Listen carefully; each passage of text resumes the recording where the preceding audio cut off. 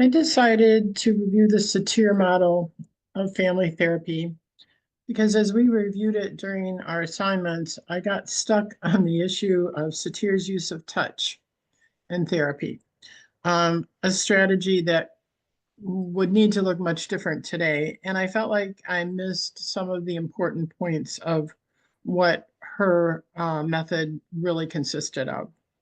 So I'm glad I did. Much of her work resonates with my own philosophy of counseling. Um, so Virginia Satir, 1916 to 1988, she pioneered the concept of viewing the family as a system, which today I think sounds very normal to all of us. And she also deviated from what was at that time the current model of family therapy, where you looked at the problems as focusing on systems, or excuse me, symptoms and pathology, what was wrong. And instead, she wanted to focus on the family's emotional resources and their strengths.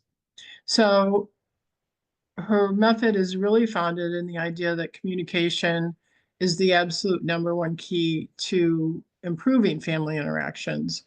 And her major assumptions include the fact that everyone is capable of growth.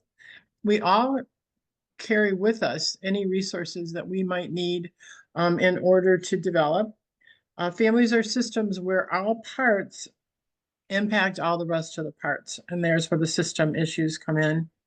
Um, and finally, the counselor ability to really create that therapeutic relationship was more important than any of the techniques or strategies that one might use during counseling. As far as core tenets, number one, family life chronology was crucial in order to identify what the patterns were among the relationships. And that's just a systematic review of all the major events, births, deaths, any crisis, health issues, any possible thing that would impact the family unit. And secondly, she used a technique called family reconstruction, which could involve a lot of different things. Guided family, our guided fantasy of the family members and thinking about what they might want the system to look like. Hypnosis, which I really didn't go into detail in. Obviously, if when we're going to use hypnosis, they'd have to have special training. Family sculpting, where she would actually position the family in particular ways to have them relate to each other differently. And that's where the touching came in as we studied it. But as I thought about it, I thought you could still do family sculpting by talking people through how to move and be in relationship to the other family members.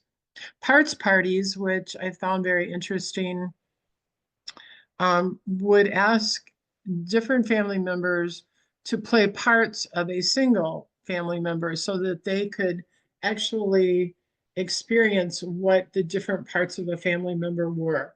And again, this is experiential and that people were involved in like a physical as well as an emotional way. And then role playing, just the dramatic role playing that could be very useful to family members as they work through their issues.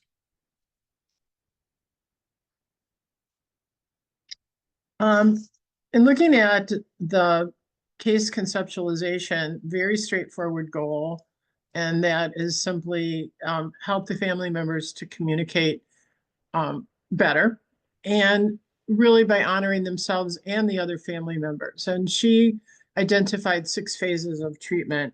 Number one, and perhaps the most critical step in the entire process, would be the therapist really making contact with the family.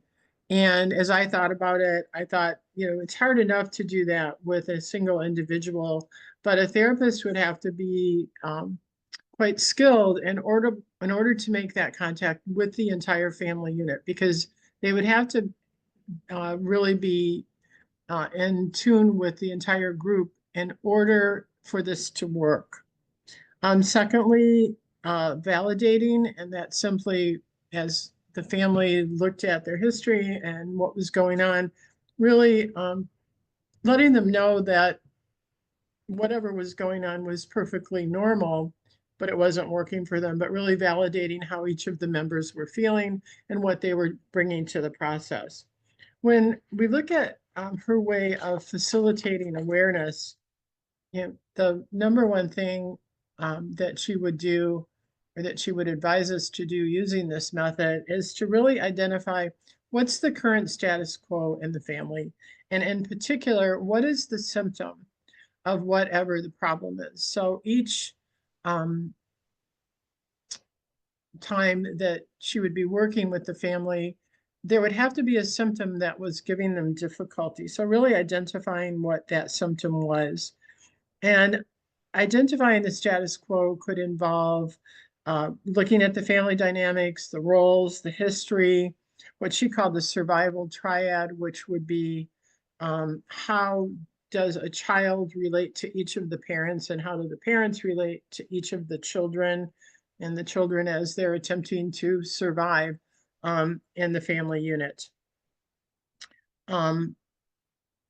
She also looked at, in facilitating awareness, individual behaviors of family members, how they're coping, what their feelings are, what their perceptions of the situation are, their expectations, and then something she called yearnings, which is a way of describing what would they like instead. So that was very helpful. Then, as far as, you know, promoting acceptance is pretty straightforward. They're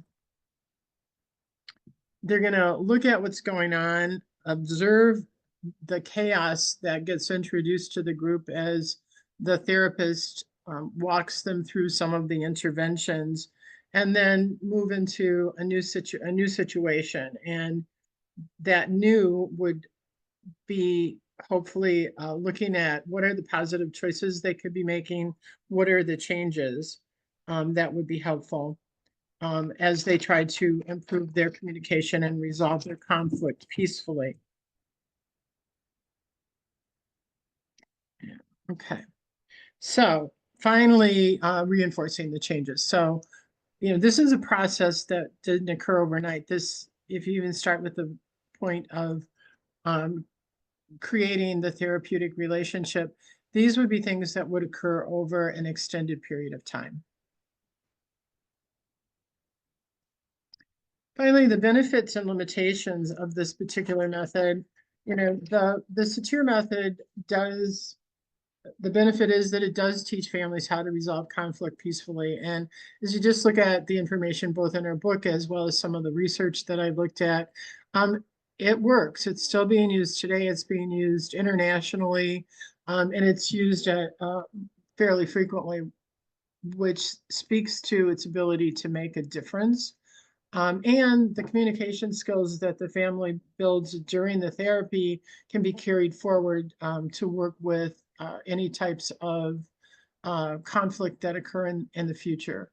From a counselor standpoint, it's very helpful that the counselor does not have to have a particular special training to do this.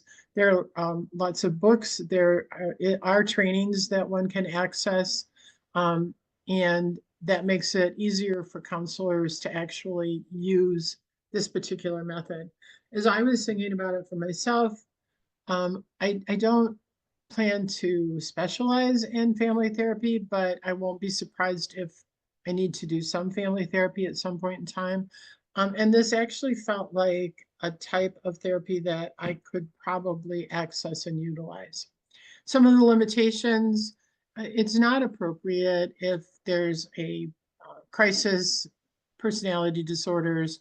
That is not something that would be helped by the Satir method.